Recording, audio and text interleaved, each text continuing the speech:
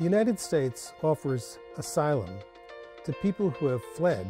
to our shores to escape persecution or a well-founded fear of persecution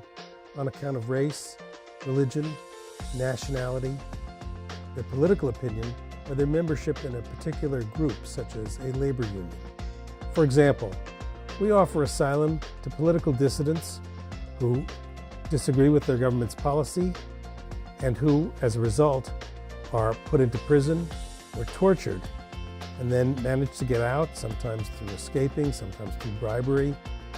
and flee to the United States to seek safety in America. Until 1998,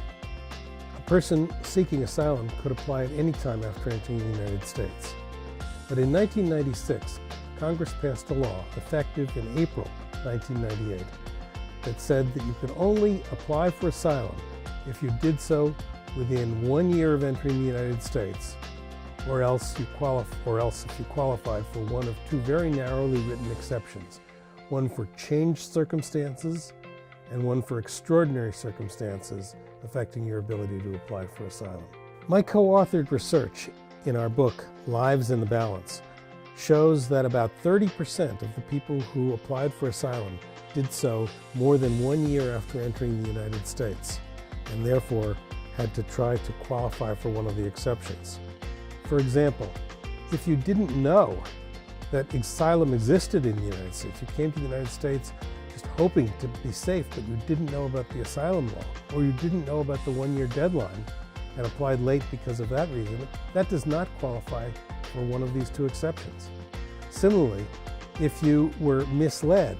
by a lawyer who gave you bad advice about and said you were not eligible for asylum, that can qualify you for an exception. But if you were given similarly or even identically bad advice by a church group or a non-governmental organization, that does not qualify you for an exception. Between 1998 and 2009, about 21,000 people were denied asylum by the Asylum Office simply because they missed the 1 year deadline and didn't qualify for an exception, regardless of the strength of their claim, regardless of how badly they had been tortured. Now, it's possible that some of these people later won asylum when they were put into deportation proceedings in immigration court, where they have a chance to renew their claim.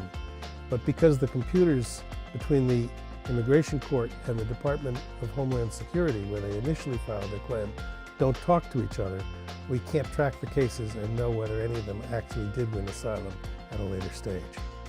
In 2013, the United States Senate passed its Comprehensive Immigration Reform Bill.